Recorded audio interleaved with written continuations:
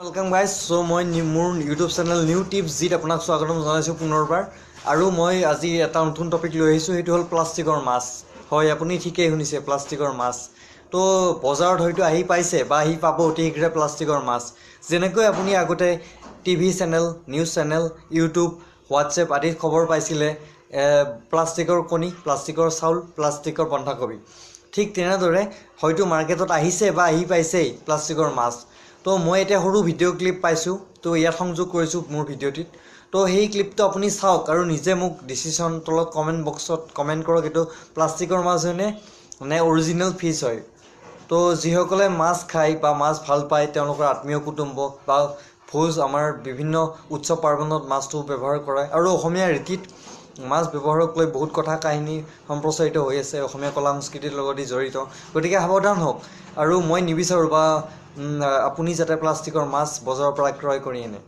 তো কথাটো হল কি চেঙা হালদিয়া পাৰাত প্লাষ্টিক এগ পোৱা গৈছে আৰু গুৱাহাটীৰ বজাৰত প্লাষ্টিক ৰাইচ আৰু গোলাঘাটত প্লাষ্টিকৰ বন্ধাকবি পোৱা গৈছে এইবিলাক ভিডিও ইউটিউবত ধুনীয়াকৈ দিয়া আছে তো plastic egg plastic rice plastic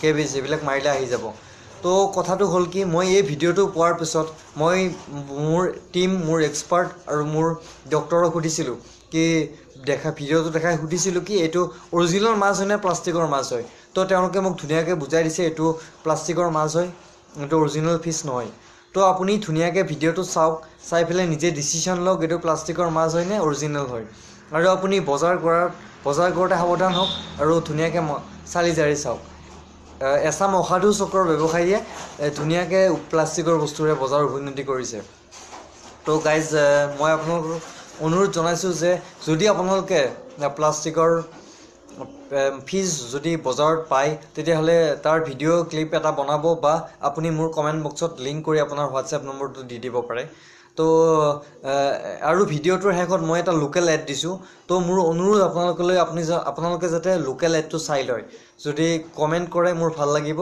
তো আজিলৈকে এৰিছো ইমানেই বাই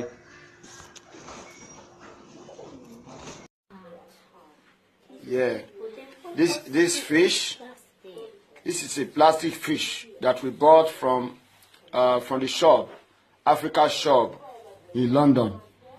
So we bought it for £10. Just imagine what it is now. You see, this is a plastic fish. You know, when we are pressing it, it will be coming out. Water will be coming out like foam. So this is a foam, it's not fish. Just look at. Just look at. You can see it. Do you see? Do you see a plastic fish? Do you see a plastic fish? Yeah. Do you see a plastic fish? You see? You see? Please. I would like you to send it to any contact you have as I'm sending it to you. Make sure whatever you buy to eat, check it very well before you use it to cook. If we have not seen this thing and we start cooking it and you put it and start eating it, who knows what would have been in our stomach. So imagine if you eat a plastic in your stomach, what will be?